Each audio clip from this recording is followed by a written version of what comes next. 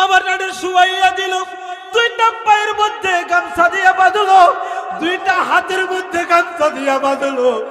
মুখের মধ্যে যেন চিৎকার দিতে না পারে এই মুখের মধ্যে একটা গামছা দিয়া বাঁধলো, আবার চোখের মধ্যে বাঁধলো।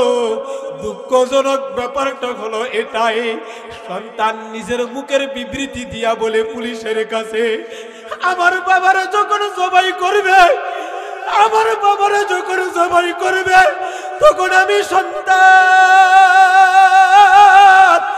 মাথার মধ্যে কপালের মধ্যে আমি চাপ দিয়া ধরছিলাম। মানুষে গরু জবাই করে, মানুষে ছাগল জবাই করে, আর এই জবাইয়ের সময় গরু আর ছাগল কতটুকু শক্তি কাটায়। আরেকটা মানুষেরা যখন জবাই করে, একটা মানুষেরা যখন জবাই করে, এরপরও অন্য কোনো মানুষ নয়, আপন সন্তান যখন বাবারে জবাই করে ৬০,০০০ ৭০,০০০ টাকার লোভে সন্তান কয়, আমি আমার বাবার মাথার মধ্যে দুইটা হাত দিয়া আমি এমন ভাবে চাপ দিয়া ধরলাম, বাবা যেন ধরতে না পারে, তার জন্য আমি আমার হাঁটু দিয়া চাপা দিয়া ধরলাম।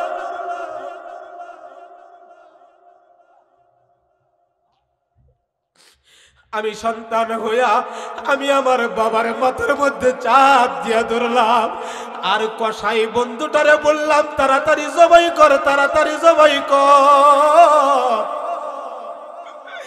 ও দোস্ত, একটু কল্পনা করিয়া দেখেন, আপনার সন্তান যদি আপনার জবাইয়ের জন্য এরকম প্রস্তুতিটা গ্রহণ করে, আর এমন একটা মুহূর্ত যদি হইয়া যায়, তখন আপনার মনের ভিতরে কেমনটা লাগবে, কেমনটা লাগবে।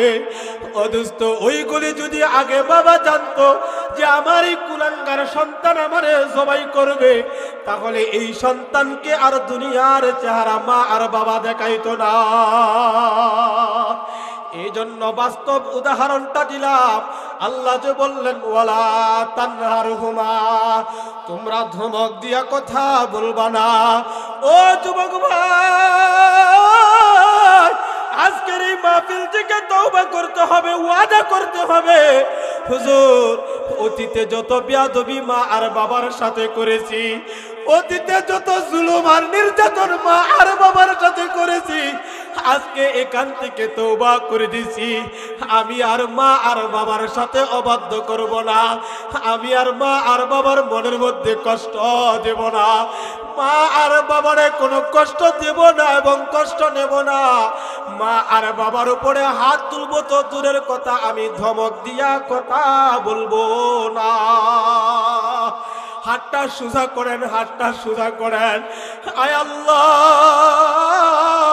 এই মধ্য বীরদামপাড়া জামে মসজিদ যুব সমাজ, এই যুবকরা যারা হাতগুলি বাড়াইছে, আল্লাহ, এলাকার যত মানুষগুলি আছে, এই এলাকাতে এরকম মা বাবার অবাধ্য যত সন্তানগুলি আছে, আল্লাহ তুমি তাদের ধৈর্য শক্তিগুলি বাড়াইয়া দাও। সবাই বলেন আমিন। আল্লাহ, মা বাবার আনুগত্য সন্তান হয়ে যেন দুনিয়া থেকে বিদায় হইতে পারি। জবানটা খুলে বলেন আমিন। এই জমিনের উপরে এমন একটা গুনাহ আছে, এমন একটা অপরাধ আছে, যেই অপরাধ আর যেই গুনাহ দুনিয়াতে আল্লাহ এর শাস্তি ভোগ করাইবে, মরণের পরে তো এই শাস্তি আবার থাকবেই। দুনিয়াতে ভোগ না করাইয়া এই বান্দা আর বান্দির, এই মানুষের মওত হবে না। আল্লাহ এরকম পাপিষ্ট, এরকম নিকৃষ্ট, এত বড় জুলুম থেকে আমাদের সবাইকে হেফাজত করুন। সবাই বলেন আমিন। এই বিষয়টা হলো এমন একটা গুরুত্বপূর্ণ, যেহেতু যুবকরা আয়োজন করেছেন, যুব সমাজ এবং এলাকাবাসী মসজিদের, তো ভাবলাম যুবকদেরকে নিয়েই কিছু কথা বলা সবচেয়ে গুরুত্বপূর্ণ মনে হয়। এবং এর সাথে সাথে বৃদ্ধ বাবারা যারা আছেন, পর্দার অন্তরালের মা বোনেরা আছেন, আপনাদের জন্য এই আয়াতে কারিমার সার নির্যাস সবার ক্ষেত্রেই প্রযোজ্য হবে ইনশাআল্লাহ। তো আউট কথা না বলে, সময় যেহেতু কম, তাই আল্লাহ রাব্বুল আলামিন 23 নম্বর আয়াতের ভিতরে বলেন, ওয়াকাদা রাব্বুক, ওগো নবীজি আপনার রবের পক্ষ থেকে ফয়সালা হয়ে গেছে, আপনার রবের পক্ষ থেকে নির্ধারিত হয়ে গেছে, আপনার রবের পক্ষ থেকে এই বিধানের ফয়সালা এটা হয়ে গেছে, এর ভিতরে আর কোনো রদ বদল হবে না। ওয়াকাদা রব্বুক, দুইটা বিষয়ে ফয়সালা আল্লাহ রাব্বুল আলামিন করে দিয়েছেন। দুইটা বিষয়ের ভিতরে এক নাম্বার হলো যেটা আল্লাহর সাথে সম্পর্ক, দুই নাম্বারটা হলো বান্দার সাথে সম্পর্ক। এক নাম্বার হলো আল্লাহর সাথে, অর্থাৎ আমাদের সৃষ্টিকর্তা, পালনকারী, লালনকারী। আওয়াজ দিয়ে বলেন একমাত্র কে? আল্লাহ বলেন আল্লাহ তা'বুদু ইল্লা ইয়্যা,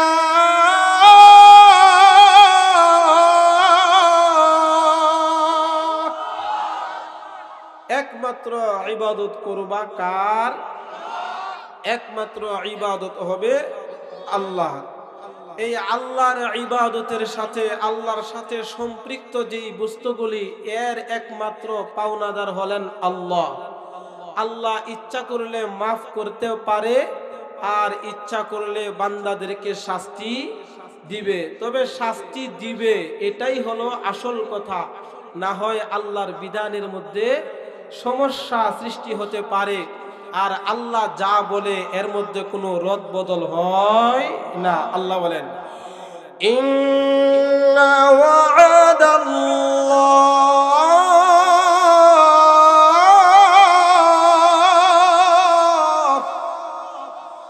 ইন্না ওয়া'দাল্লাহি হাক্কান,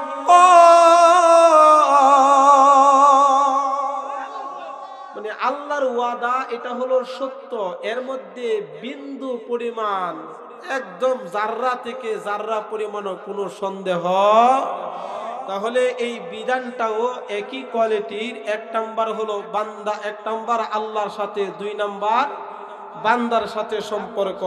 তো আল্লাহর সাথে সম্পর্ক এই আলোচনা তো করা যাবেই না, কারণ একটা বিষয় আলোচনা করতে গেলে অনেক লম্বা সময় যে প্রয়োজন। তো দুই নাম্বার যে বিষয়টা, এটাই আমি আলোচনা করার ইচ্ছা করেছি। দুই নাম্বার হলো বান্দার সাথে সম্পর্কিত। কার সাথে? বান্দার সাথে। আল্লাহ বলেন ওয়াবিল ওয়ালিদাইনি ইহসানা, আল্লাহ বলেন হে দুনিয়ার সন্তানেরা। অন্য জায়গায়, একাধিক জায়গায় বলেছেন ওয়াসাইনাল ইনসান, একাধিক জায়গায়। উদ্দেশ্য হইল একটা, যত মানুষ আছে সমস্ত মানুষদেরকে বলেছেন একটা ওসিয়ত, সেটা হলো তোমরা তোমাদের মা এবং বাবার সাথে সুন্দর ব্যবহার করবা। কথাটা কার? সবাই বলেন কথাটা কার? আল্লাহর কথা, আল্লাহর কালাম, যে মা এবং বাবার সাথে সুন্দর ব্যবহার করবা। তাহলে আমাদের মা বাবা আছে না নাই? মা বাবার মাধ্যমে আমরা দুনিয়াতে আসছি। কথা বলেন ঠিক কিনা? ও যুবক ভাই, পর্দার অন্তরালের মা বোনেরা, মনোযোগ দিয়া শুনেন। যতক্ষণ কথা বলবো কুরআনুল কারীমের আয়াত এবং হাদিস থেকে রেফারেন্স দিয়া দিয়া কথা বলবো। আল্লাহ বলেন দুনিয়ার মানুষ, তোমরা তোমাদের মা আর বাবার সাথে সুন্দর ব্যবহার করবা, সৎ ব্যবহার করবা। আল্লাহ যেই বিধানটা নিয়ে, আল্লাহ যেই বিধানটা ওনার ইবাদতের পর উল্লেখ করলেন কুরআনুল কারীমের ভিতরে, বোঝা গেল এটা সাধারণ কোনো বিধান না, এটা কঠিন একটা বিধান। আর এই বিধান অমান্য করার কারণে, মা আর বাবার অবাধ্য হওয়ার কারণে অসংখ্য মানুষ জান্নাতি হওয়ার পরেও, জান্নাতি আমলনামা থাকার পরেও দোস্ত তারা জান্নাতে যাইতে পারবে না। তার কারণ কি? আল্লাহর হাবিব বলেন রিদুর রাব্বি ফি রিদুল ওয়ালিদ ওয়া সাখাতুর রাব্বি ফি সাখাতিল ওয়ালিদ। আল্লাহর সন্তুষ্টি, মা বাবার সন্তুষ্টি। মা বাবা যদি সন্তুষ্ট থাকে, খুশি থাকে, তাহলে আরশে আযমের মালিক আল্লাহও খুশি হয়ে যায়। আর মা আর বাবা যদি অসন্তুষ্ট থাকে, অদস্ত, তাহলে স্বয়ং আল্লাহ অসন্তুষ্ট হয়ে যায়। এই জন্য জান্নাত পাওয়ার জন্য বড় বড় মসজিদ বানাইতে হবে না, জান্নাত পাওয়ার জন্য বড় বড় মাদ্রাসা বানাইতে হবে না, জান্নাত পাওয়ার জন্য প্রতি বছর হজ করলেই হবে না।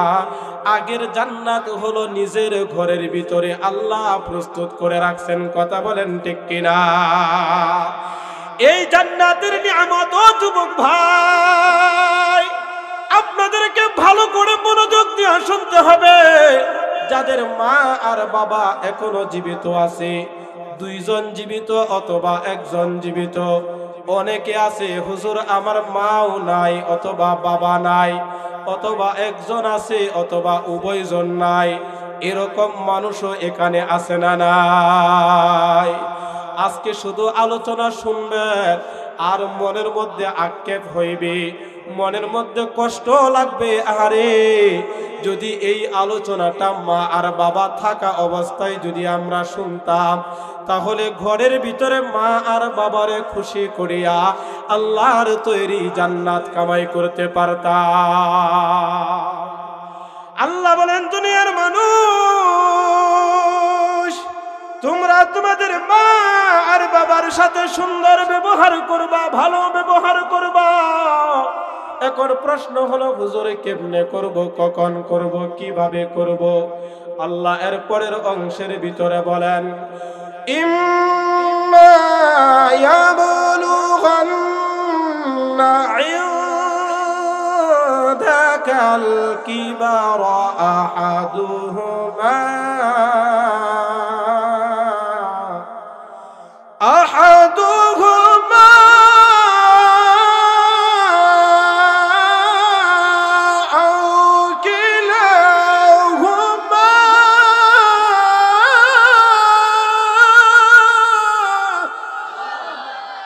আল্লাহ বলেন, ও দুনিয়ার মানুষেরা শোনো, ইম্মা যখন, ইয়াবলুগান্না তারা পৌঁছে যাবে, ইনদাকাল কিবার বার্ধক্যের নিকটে যখন তারা পৌঁছে যাবে, এর ভিতর থেকে আহাদুহুমা একজনরে যদি তোমরা জীবিত পাও, আও কিলাহুমা অথবা দুইজনকে যদি তোমরা পাও, তাহলে তোমরা তাদের সাথে সুন্দর ব্যবহার করবা।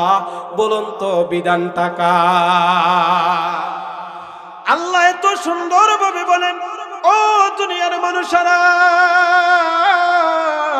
তোমাদের মা আর বাবা যখন বার্ধক্যের নিকটবর্তী যখন হয়ে যাবে, যখন তারা বুড়া হয়ে যাবে, যখন তাদের বয়সটা বর্তমান সমাজের দিকে তাকাইলে 50 বছর, 60 বছর, 70 বছর যদি কেউ জীবিত থাকে, তখন দেখবেন হাঁটু ব্যথা, পায়ের ব্যথা, কোমর ব্যথা, গ্যাস্ট্রিকের ব্যথা, একটার পর একটা তাদের সমস্যা দেখা দেয়। চোখে দেখে না, চশমা ছাড়া অদুস্থ কথাগুলি তাদের স্মরণ থাকে না। কথা বলেন ঠিক কিনা? আমার দয়াল আল্লাহ রহমানুর রহিম কথাগুলি বর্ণনা করিয়া বলেন, ও দুনিয়ার মানুষেরা,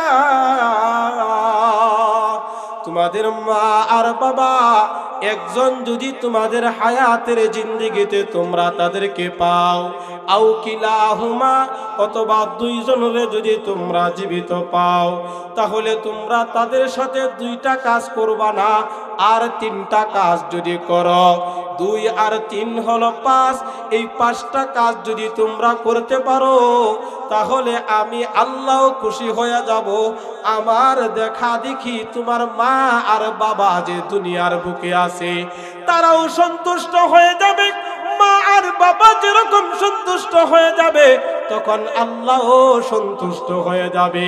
আর মা বাবা যখন সন্তুষ্ট, আমার আল্লাহও সন্তুষ্ট, আমার আল্লাহ আমার উপর রাজি খুশি হয়ে যাবে।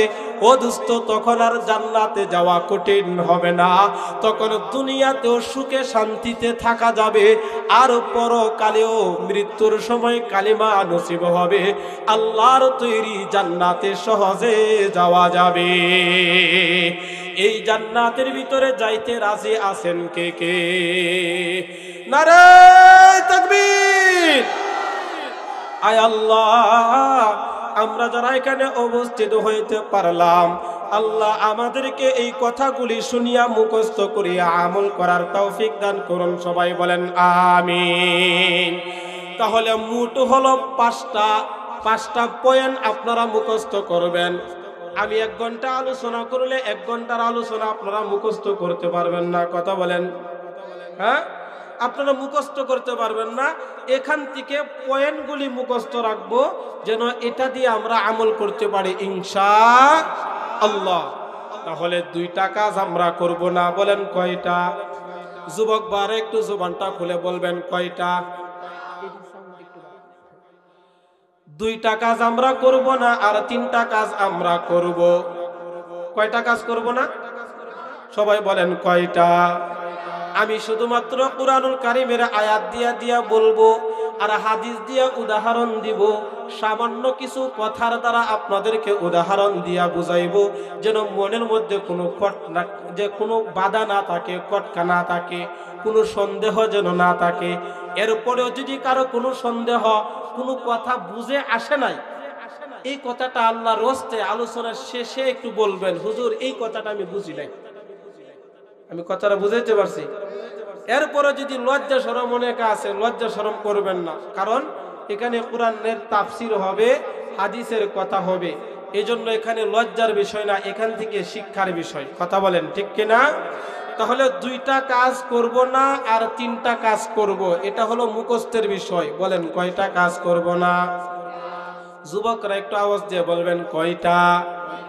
কারণ আপনারা আয়োজন করছেন, আপনাদের এখানে কষ্টটা বেশি, এই জন্য আপনারা যেন জান্নাতে সহজে যাইতে পারেন, এই বিষয়ে আমি আলোচনাটা শুরু করছি।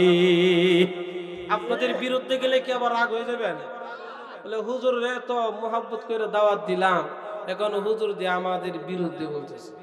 না, বিরুদ্ধে না। কুরআন হাদিস যেখানে আমরা আছি, কুরআন হাদিসের সাথে কোনো যুক্তি দিয়া তর্কে আমরা যাব।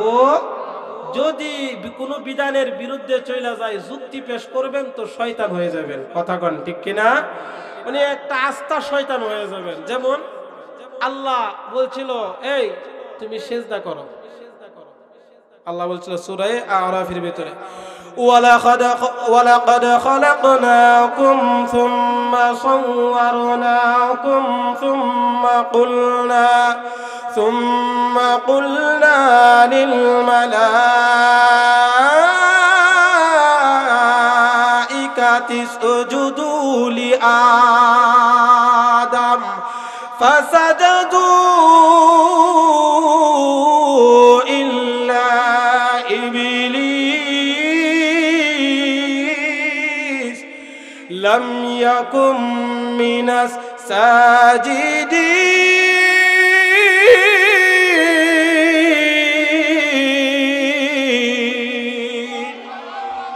আল্লাহ আদমরে বানায়া সুন্দরভাবে বলছিল, এই তুমি ওরে সেজদা করো। তো ফাসাজাদু, সবাই সেজদা করছে যারা আছিল। ইবলিসে যুক্তি পেশ করছে, কেমনে সেজদা করতাম, আপনি যে আমারে হুকুমটা দিলেন, তো আদমরা তো বানাইছেন মাটি দিয়া, তা আমারে বানাইছেন আগুন দিয়া। তে আগুন হইয়া আগুনের লেলিহান সব সময় উপরের দিকে উঠে, আর মাটি হইলো উপরের দিকে দিলেও এটা আবার নিচে আইসা পড়ে। যুক্তিটা কি দিছে? যুক্তি কাটার মতো আছে? কথা বলে এই যুক্তিটাকে আপনারা কাটতে পারবেন? যে আমারে আল্লাহ খলাকতানি মিন নার ওয়া খলাকতাহু মিন তিন, আমারে বানাইছো মাটি দিয়া, এই আপনি আগুন দিয়া, আর ওয়া খলাকতাহু মিন তিন, এই আদমরে বানাইছো মাটি দিয়া। তে আমি আগুনের হইয়া আমার তো লিলিহানের কাজ হইলো উপরের দিকে ওঠা, তো আমি কেমনে এই আদমের সেজদাটা করতাম, আমার মানহানি হয় না? এটা কেমন কেমন লাগে না? বলুন তো, হুকুমটা কার ছিল? আওয়াজ দিয়ে বলেন, হুকুমটা কার? হুকুম করেছিলেন আল্লাহ। আল্লাহর হুকুমের সাথে কোনো যুক্তি তর্ক চলবে না, কথা বলেন ঠিক কিনা? আলোচনার শুরুতে যুবক ভাই, বৃদ্ধ বাবারা অনেকে আছেন, আপনাদের এরকম প্রশ্ন আছে। এই প্রশ্নটা করার আগে আগে ভাববেন যে হুজুর আগে বলছিল শয়তান শয়তান এমনিতে হয় নাই, আল্লাহর হুকুমের সাথে যুক্তি দেওয়ার কারণে সে শয়তান হয়েছিল, কথা বলেন ঠিক কিনা? আল্লাহ বলেন, ও দুনিয়ার সন্তানেরা, তোমরা দুইটা কাজ তোমাদের মা আর বাবার সাথে করবা না। এক নাম্বার হলো ফালা তাকুল্লাহুমা উফ। এক নাম্বার হলো ফালা তাকুল্লাহুমা উফ। ও দুনিয়ার সন্তানেরা, তোমরা তোমাদের মা আর বাবার সামনে যাইয়া এমন কোন কথা বলবা না, ফালা তাকুল্লাহুমা, এমন কোন কথা বলবা না, এমন কোন কালাম বলবা না যে তোমাদের কথার দ্বারা তোমাদের মা আর বাবার জবান থেকে আহ শব্দটা বের হইয়া যায়, উফ শব্দটা বের হইয়া যায়। ও দোস্ত, আজকে আমাদের সমাজে আসমানের নিচে জমিনের উপরে প্রত্যেকটা ঘরের ভিতরে এই একটা অশান্তি। ছেলে মেয়ে কথা শুনে না, ছেলেরা কথা শুনে না। যদিও ছেলেটা কথা শুনে বিবাহের আগ পর্যন্ত, বিবাহের 2 মাস 4 মাস 6 মাস 1 বছর হইলে তখন আর এই সন্তান আগের মতো কথা শুনে না। এরকম রোগী সমাজের ভিতরে আছে না নাই? এরকম রোগী আমাদের সমাজের ভিতরে অভাব নাই, অভাব নাই। ও যুবক ভাই, আল্লাহ রাব্বুল আলামিন বলেন, এমন কোন কথা বলবা না যেই কথার দ্বারা তোমাদের মা আর বাবার জবান থেকে আহ শব্দটা বের হইয়া যায়, তোমাদের মা আর বাবার অন্তর থেকে আহ শব্দটা বের হইয়া যায়। আর কোন মা বাবা দুস্থ সাধারণত কখনো সন্তানের বিরুদ্ধে বদদুয়া করে না। যখন মা আর বাবারে কষ্ট দিতে দিতে কষ্ট দিতে দিতে যখন কলিজাটা ঝারঝা হয়ে যায়, যখন সন্তানের কথার দ্বারা মা আর বাবা ঘরের ভিতরে সময় কাটাইতে পারে না, এমন হয় সন্তানের কথার কারণে, পুত্রবধূর কথার কারণে, নাতি নাতকরের কথার কারণে শ্বশুর আর শাশুড়ি ঘরের ভিতরে বেশি সময় কাটায় না। দোকান পাটের মধ্যে যাইয়া শ্বশুর সময় কাটায়, শাশুড়ি মানুষের বাড়িতে যাইয়া সময় কাটায়। ও দোস্ত, দোকানের মধ্যে সময় শেষ হয়ে যায়, আজান দিলে তখন অনেকে মসজিদের ভিতরে চইলা যায়। এই শীতের মৌসুমে দেখবেন আগে আগে কিছু মুরব্বী মসজিদে চলে আসে, দোকান পাটে চলে আসে। ও দোস্ত, এরকম অনেক রোগী দেখবে ঘরের ভিতরে সময় কাটাইতে পারে না, পুত্রবধূর কটু কথার কারণে, আপন জন্ম দেওয়া সন্তানের কটু কথার কারণে ঘরের ভিতরে সময় কাটাইতে পারে না। ও দোস্ত, কেন পারে না? কেন পারে না? এই জন্য তাদের দিলের ভিতরে কষ্টটা সবচেয়ে বেশি লাগে। কারণ মা আর বাবা, বাবা যার তার জীবনে যা কিছু ছিল সব কিছু দিয়া সে সংসারের জন্য করছিল, যার কারণে 70 বছর যদি সে সুস্থ থাকতো, এই সুস্থতা সে শেষ করিয়া এখন 40 বছরে তার অসুস্থতা শুরু হইয়া যায়। আর যেই মা পেটের মধ্যে ধারণ করলো, প্রসব বেদনার কষ্ট ভোগ করলো, আবার প্রসবের পর 2 বছর দুধ পান করাইলো, বড় হওয়ার মতো কোনো কিছুই ছিল না। আমি মা যদি তার গর্ভে ধারণ না করতাম তাহলে দুনিয়ার চেহারা সে দেখতো না। সুতরাং আমি আমার জীবনটাকে উৎসর্গ করিয়া আমি আমার সন্তানের জন্য দিয়া দিলাম। আর এই সন্তান এখন বড় হইয়া আমি মারে যখন আর কথা শুনে না, আমি মারে যখন কটু কথা কয়, আমি মারে যখন গালিগালাজ করে, তখন আর মায়ের মন আর সহ্য হয় না। কথা বলেন ঠিক কিনা? আপন মানুষ কষ্ট দিলে কষ্ট লাগে বেশি, পরের মানুষ কষ্ট দিলে দোস্ত তেমন কষ্ট লাগে না। দেখবেন সমাজের ভিতরে আপন ভাইরে যদি কটু কথা কয় তখন একটা মনের মধ্যে গাতিয়া যায়। আর এর চেয়ে বড় কঠিন কথা বললেও দোস্ত অন্য মানুষে বললে এটা আর স্মরণ থাকে না। এই জন্য আমার আল্লাহ বলেন, দুনিয়ার সন্তানেরা, এক নাম্বার হলো তোমরা তোমাদের মা আর বাবার সাথে এমন কোনো কথা বলবা না, এমন কোনো কটু কথা বলবা না যে তোমাদের কথার দ্বারা মা আর বাবার জবান দ্বারা শব্দটা বের হইয়া যায়। আহারে কত মা বাবা তো সন্তানের কথার কারণে দোস্ত এমন কথা বলে, আল্লাহ যদি আমার মরণ হইয়া যাইতো, যদি আমি দুনিয়া থেকে চইলা যাইতাম তাহলেও শান্তিতে থাকতাম, এই কথা বলে কি বলে না? অদুস্ত এমন কথা কেমনে বলে, কখন বলে, কেন বলে? যেই মা আর বাবার জবান থেকে এমন কথাগুলি বের হয়, অদুস্ত দেখবেন মা আর বাবা আর সহ্য করতে পারে না, কারণ আপন সন্তান আমারে এরকম কথা বলে। এক নাম্বার তাফসীর হলো, সন্তানের পক্ষ থেকে মা আর বাবারে কষ্ট দেওয়া যাবে না, কথার দ্বারা কষ্ট দেওয়া যাবে না। এক নাম্বার বলেন কষ্ট দেওয়া, সবাই বলেন কষ্ট দেওয়া এক নাম্বার। দুই নাম্বার তাফসীর হলো, মা এবং বাবার ব্যবহারের কারণে কষ্ট নেওয়াও যাবে না। সুবহানাল্লাহ কন্যা। আল্লাহ বলেন, ও দুনিয়ার সন্তানেরা, এক নাম্বার হলো তোমাদের কথার দ্বারা যেন তোমাদের মা বাবা কষ্ট না পায়। দুই নাম্বার হলো, মা আর বাবার কথার কারণে তোমরাও তাদের সামনে শব্দটা বলবা না। অর্থাৎ এমন সন্তান আছে যে মা বাবারে আপনি খাবার দিলেন, খাবার পাইয়া বলে আমারে খাবার দেয় না, আছে না নাই? আপনি টাকা দিলেন বলে আমারে টাকা দেয় না। ও দোস্ত, এরকম ভাবে মা আর বাবার বয়স যখন বাড়িয়া যায় ততক্ষণ আস্তে আস্তে জেহান শক্তিটা কমিয়া যায়, ব্রেন শক্তিটা কমিয়া যায়। ছোট্ট কুলাপান কুলের মধ্যে থাকলে যেরকম হয়, একটা কথা বারবার বলে, একটা কথা বারবার বলে। ও দোস্ত, আমরা যখন ছোট ছিলাম একটা কথা বারবার বললে মা বাবা আরো খুশি হইতো, কথা বলেন ঠিক কিনা?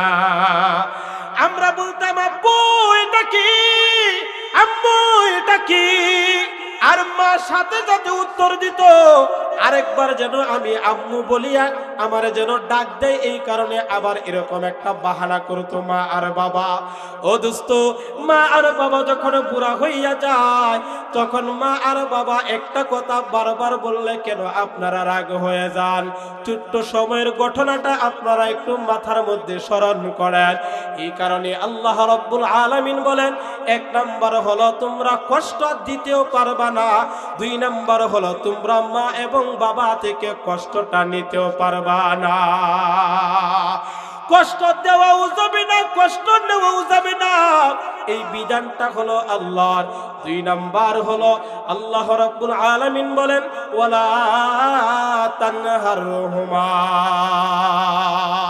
ও দুনিয়ার সন্তানেরা, তোমরা মা আর বাবার সাথে ধমক দিয়া কথা বলবা না,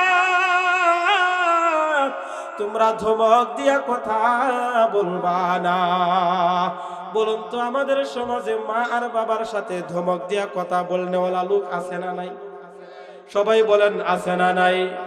এই আসামি তো আমরাই তো আমাদের জীবনে কতবার যে মা আর বাবারে তুই তুতকারী বলিয়া কথা বললাম, কতবার যে কত জিনিসের জন্য মা দিতে পারে নাই, বাবা দিতে পারে নাই, এই জন্য রাগ হইয়া মা আর বাবার উপর আমরা খেপে গেছি, কথা বলেন আছে না নাই?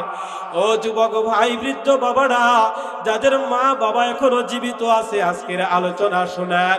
দুইটা কাজ আমরা করব না। এক নাম্বার হলো কষ্ট দিব না এবং কষ্ট নিব না।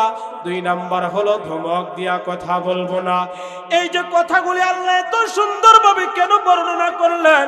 ও দোস্ত, জাহিলিয়াতের যুগ, এই আখিরি জামানার ভিতরে এমন কিছু ঘটনা ঘটবে, আল্লাহর হাবিব আগের চাইতে এটা বলে গেছেন যে আখিরি জামানায় অধিকাংশ সন্তানগুলি মা আর বাবার অবাধ্য হয়ে যাবে। আল্লাহ, মা আর বাবার অবাধ্য যখন হয়ে যাবে সন্তান, তখন বুঝবা এটা হলো একটা কিয়ামতের আলামত। বলুন তো আমাদের সমাজে অধিকাংশ সন্তানেরা এখন মা বাবার কথা শুনে নাকি বিরোধিতা করে? কথা কয় না? এই এলাকায় মনে হয় আলহামদুলিল্লাহ সবাই ভালো আছে। হ্যাঁ, আসেনি এরকম কিছু মানুষ? আছে, এরকম রূপ আছে, এটা থাকবে, কিন্তু আমাদের দ্বারা যেন আর সামনে না হয় ইনশাআল্লাহ। রাজি আছেন ইনশাআল্লাহ? যুবক ভাইরা হাতটা সোজা করেন, আল্লাহ আমাদের ধৈর্য শক্তি বাড়ায়া দেন। সবাই বলেন আমিন। এক নম্বর হলো কষ্ট দেওয়া যাবে না। এক নম্বর কষ্ট দেওয়া যাবে না এবং কষ্ট নেওয়া যাবে না। 2 নম্বর হলো ধমক দিয়া কথা বলা যাবে না। আপনারা বলবেন হুজুর ধমক দিয়েও কথা বলে নাকি? না না না, শুধু ধমক দিয়া কথা কয় না, এমন কুলাঙ্গার সন্তান আছে, এমন নাফরমান অনেক সন্তান আছে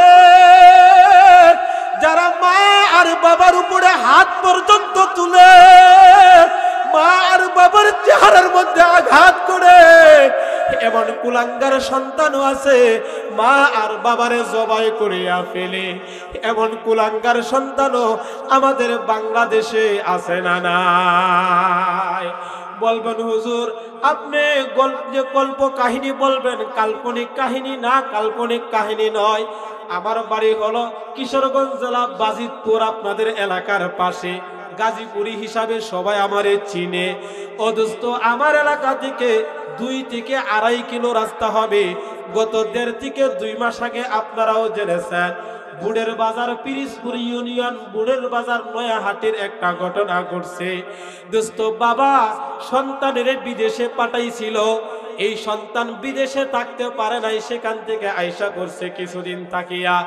এই সন্তান দেশে আসার পর বাবার পক্ষ থেকে টাকা দিয়া একটা গাড়ি কিনে দেওয়া হলো। সে গাড়ি চালায়, আরো 3টা সন্তান আছে।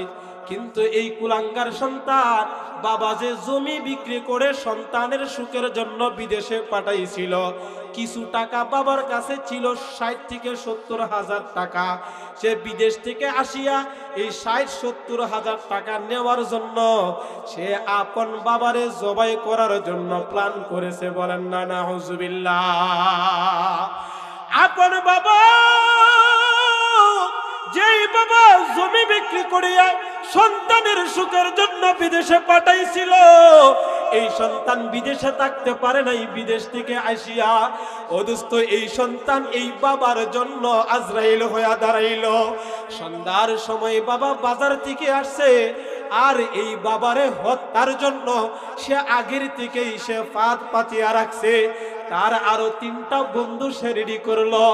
একটা হলো কসাই, আর 2টা হলো তার বন্ধু। এই 3 জন লোক আর আপন সন্তান মিলিয়া হলো 4 জন। এই 4 জনের ভিতরে আপন বাবার ঘর থেকে সন্তান ডাকিয়া আল্লাহ বাড়ি থেকে 100 গজ দূরে নিয়া ধান ক্ষেতের সীমার মধ্যে পালাইয়া আপন সন্তান বাবারে ধরলো, সাথে আরো 3টা বন্ধু ধরিয়া আপন বাবারে শুয়াইয়া দিল। কোনো মানুষ দেখে নাই, কোনো মানুষ দেখে নাই। মাগরিবের পরে সন্ধ্যার পরের ঘটনা। আরে বাবা তো সন্তানের দিকে তাকাইছিল, বাকি 3টা যদি ডাকাতো মনে হয়, কিন্তু একটা তো আমার সন্তান দেখা যায়।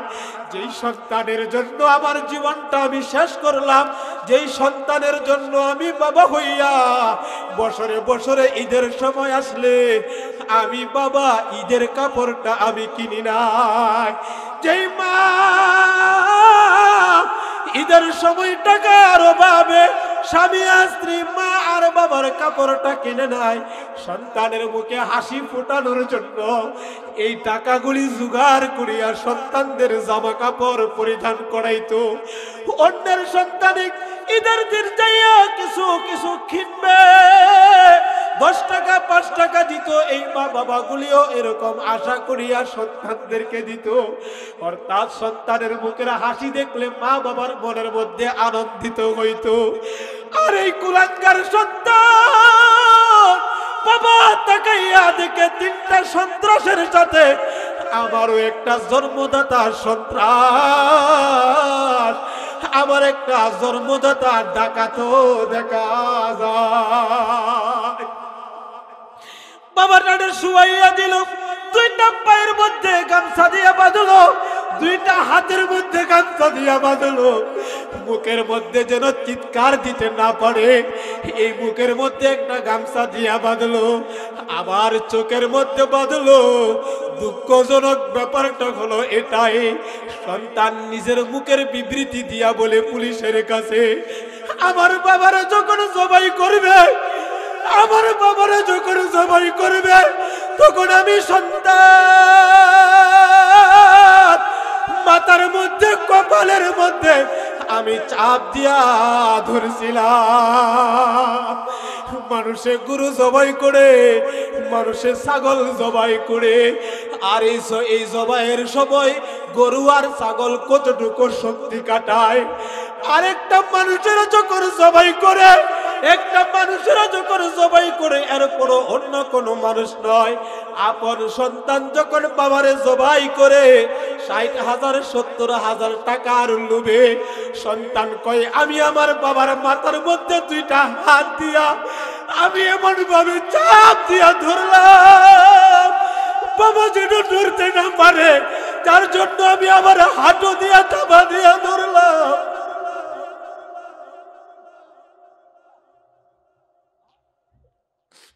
আমি সন্তান হইয়া আমি আমার বাবার মাথার মধ্যে চাপ দিয়া ধরলাম, আর কসাই বন্ধুটারে বললাম, তাড়াতাড়ি জবাই কর, তাড়াতাড়ি জবাই কর।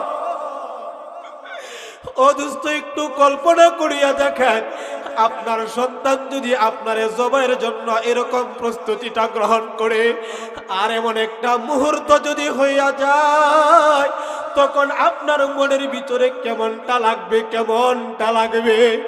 ও দোস্ত, ওইগুলি যদি আগে বাবা জানতো যে আমার এই কুলাঙ্গার সন্তান আমারে জবাই করবে, তাহলে এই সন্তানকে আর দুনিয়ার চেহারা মা আর বাবা দেখাইতো না।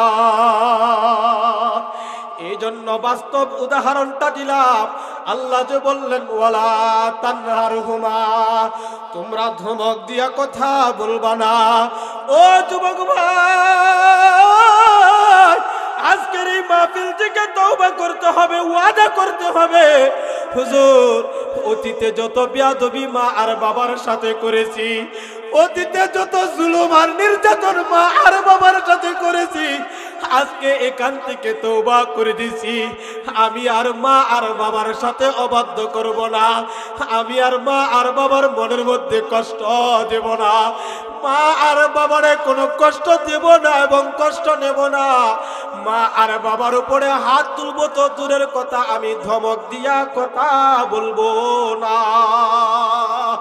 হাতটা সোজা করেন, হাতটা সোজা করেন। আয় আল্লাহ,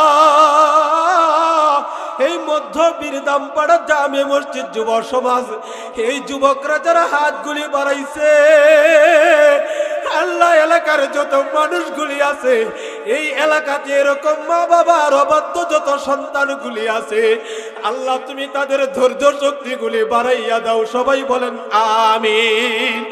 আল্লাহ মা বাবার আনুগত্য সন্তান হয়ে যেন দুনিয়া থেকে বিদায় হইতে পারি। জবানটা খুলে বলেন আমিন। আপনাদের মনে কষ্ট হয়, হুজুর আল্লাহ এত কঠিন ভাবে কেন আমাদেরকে বললেন? কষ্ট দেওয়াও যাবে না, কষ্ট নেওয়াও যাবে না, আবার ধমক দিয়া কথাও বলা যাবে না। এই আয়াতের তাফসীর করতে যাইয়া সূরা লুকমানের 14 নম্বর আয়াতে কারিমা 21 নম্বর পারার 11 নম্বর পৃষ্ঠা 14 নম্বর আয়াতের ভিতরে আল্লাহ রাব্বুল আলামিন বলেন, হামালাতুহু উম্মুহু ওয়াহনান আলা ওয়াহনিন ওয়া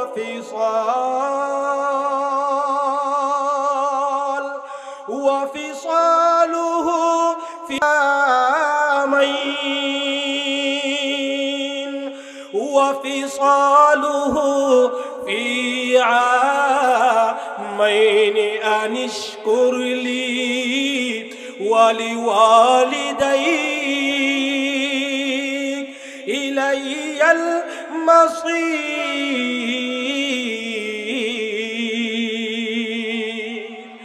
আল্লাহ ওই আয়াতের তাফসীরটা করতে যাইয়া এখানে বলে, কেন মা আর বাবাকে কষ্ট দিতেও পারবা না, কষ্ট নিতেও পারবা না?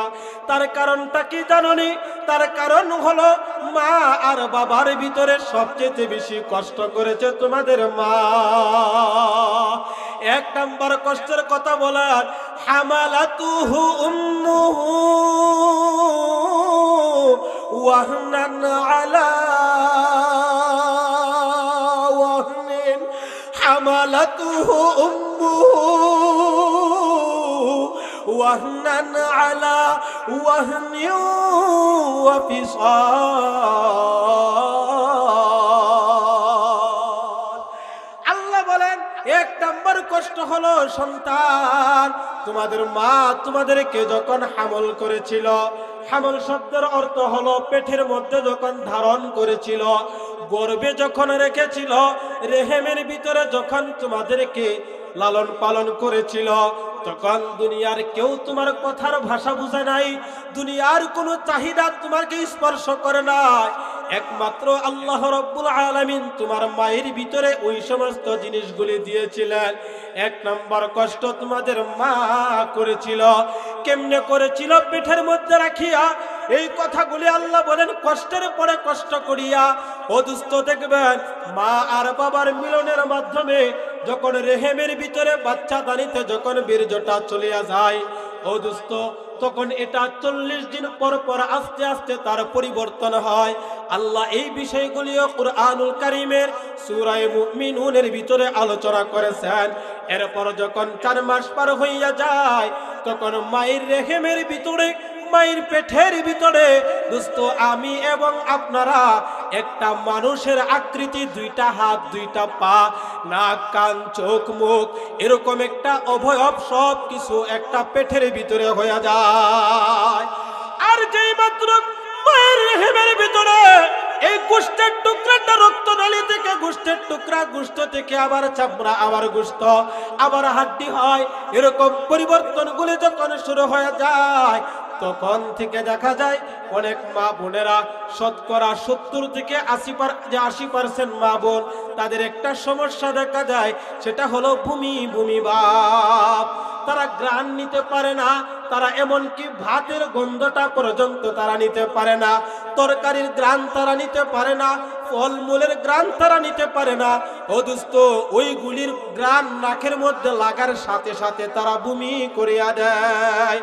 আমার এই কথাগুলি দোস্ত শুধুমাত্র কুরআন থেকে নয়, মেডিকেল অফ সায়েন্স থেকেও আমি কিছুটা বলছি, কারণ আমার এই একটা অভিজ্ঞতা আছে।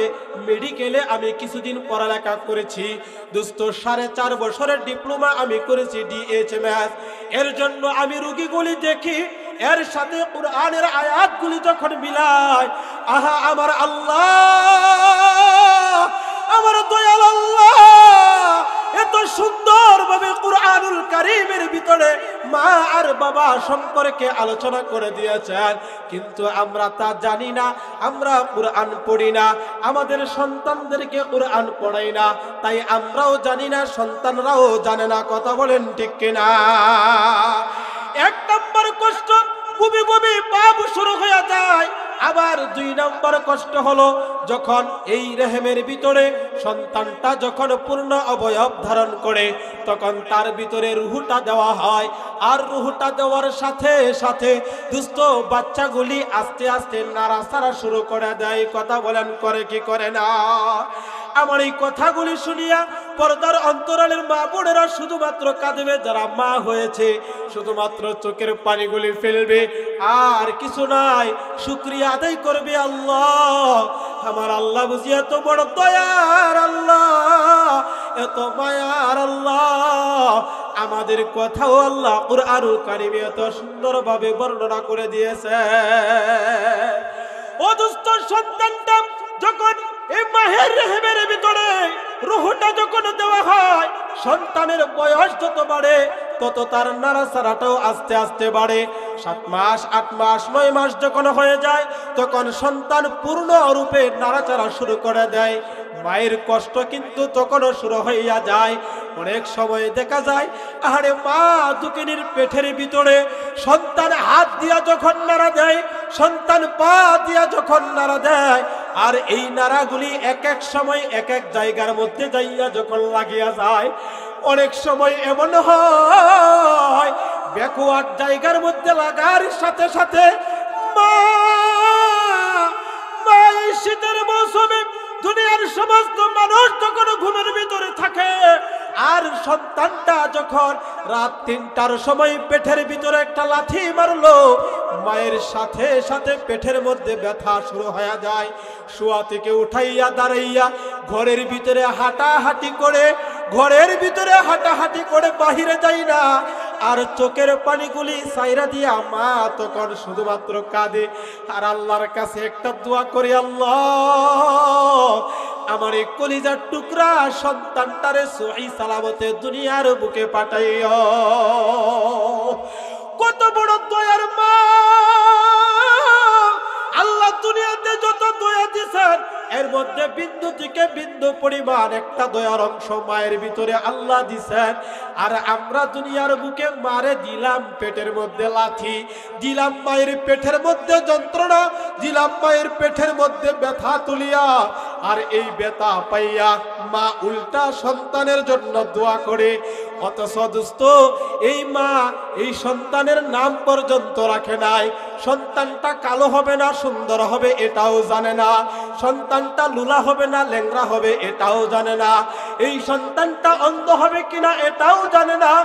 মা এই সন্তানের ভালোবাসা মায়ের ভিতরে আল্লাহ এমন ভাবে ঢুকাইয়া দেয়, সন্তান পেটের ভিতরে থাকিয়া দিল মায়ের পেটের মধ্যে লাথি আর ঘুষি, আর এই মা দোয়া করে, আল্লাহ আমার সন্তানের জন্য কোনো কিছু না হয়, আমার সন্তানের জন্য কোনো ক্ষতি না হয়। এই জন্য কোনো এক কবির ভাষায় বলে, দুনিয়ার সবাই স্বার্থের জন্য ভালোবাসে, আর একমাত্র মা আর বাবা আছে যারা স্বার্থ ছাড়া আপন সন্তানদেরকে ভালোবাসে।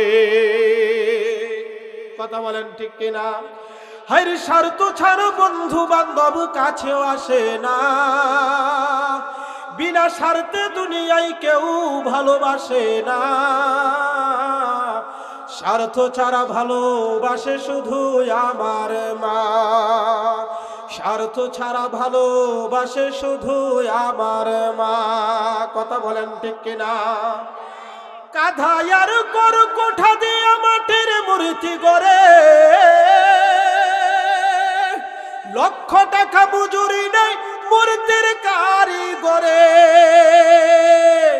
কাঁধায়ার কর কোঠা দিয়া মাটির মূর্তি গড়ে, লক্ষ টাকা মজুরি নেই মূর্তির কারিগরে। আর মায়া আমাদের সুন্দর দেহ গইরা দিল, মূল্য চাইল না। মায়া আমাদের সুন্দর দেহ গইরা দিল, মূল্য চাইল না। স্বার্থ ছাড়া ভালোবাসে শুধু আমার মা।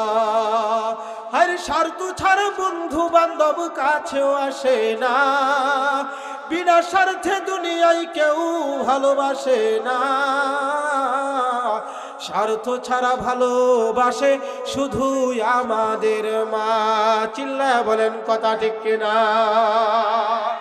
আমার ভাই যদি বলেন, ও হুজুর আমি আমার মায়ের হক আদায় করে ফেলেছি, না না না, কিয়ামত পর্যন্ত যদি আপনাদেরকে হায়াত দেওয়া হয়, আর কিয়ামত পর্যন্ত যদি মা আর বাবার খেদমতের পিছনে লাইগা থাকেন, এরপরেও মা আর বাবার হক আদায় করতে পারবেন না।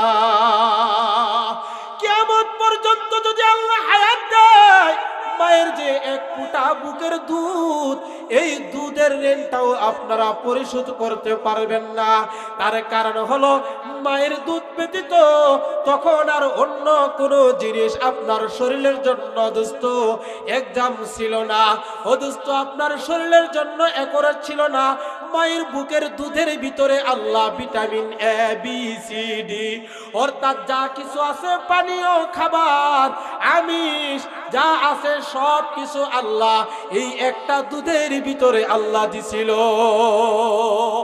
এই জন্য বলেন দুনিয়ার সন্তানেরা শুনো,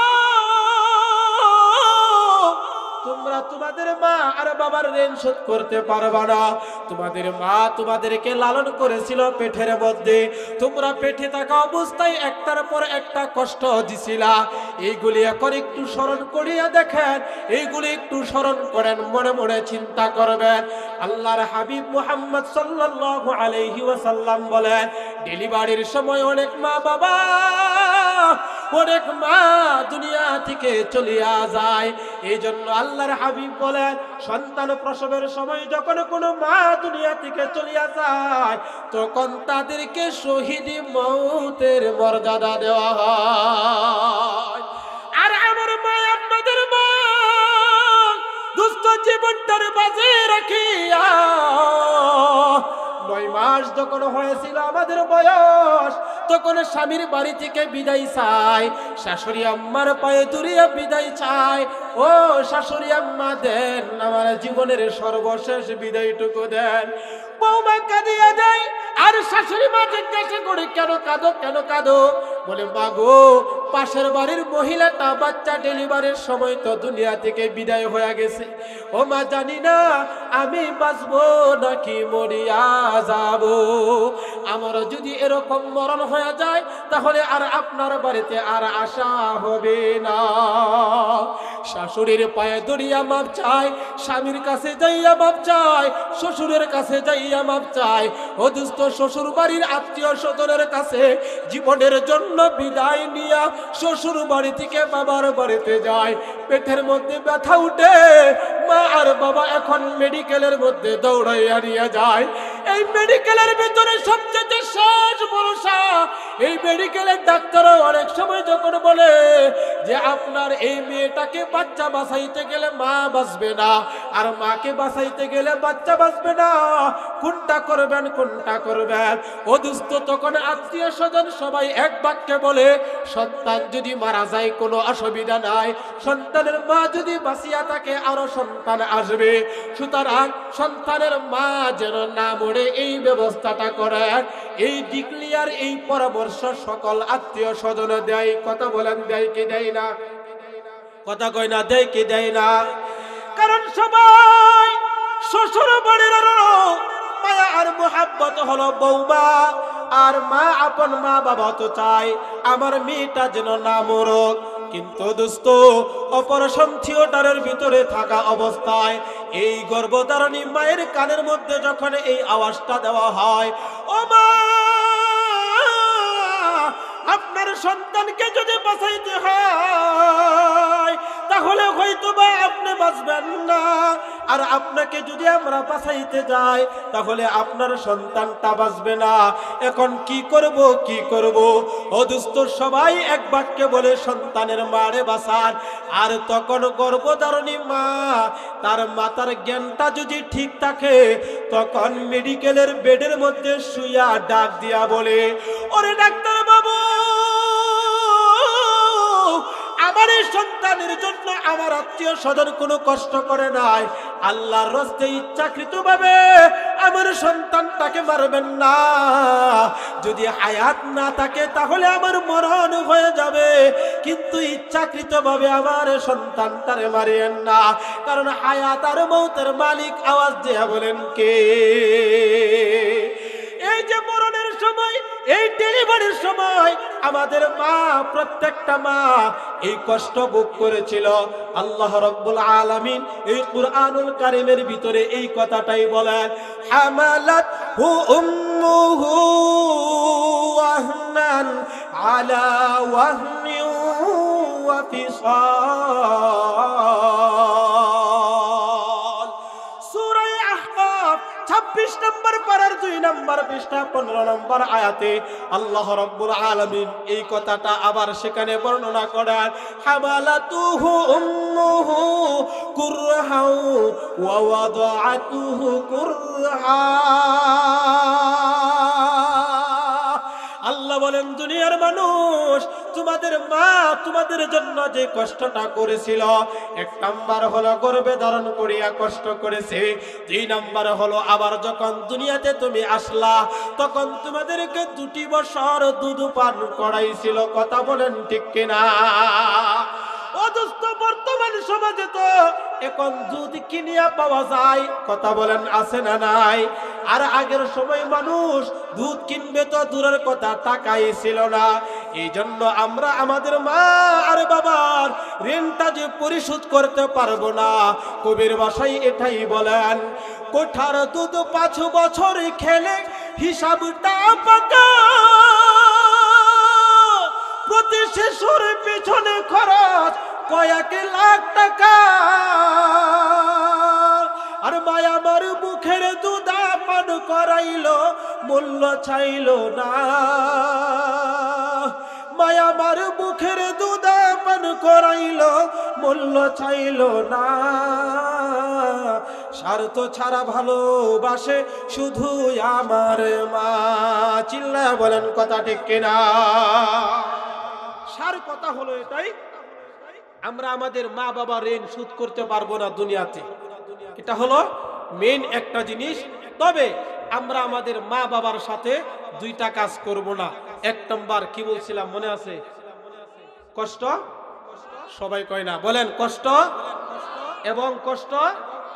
2 নাম্বার ধমক দিয়া কথা বলবো না। 3 নাম্বার 3টা কাজ যেটা করব, এর ভিতরে 1 নাম্বার হলো ওয়াকুল্লাহুমা কাওলান কারীমা, সুন্দর সাবলীল ভাষায় কথা বলবো।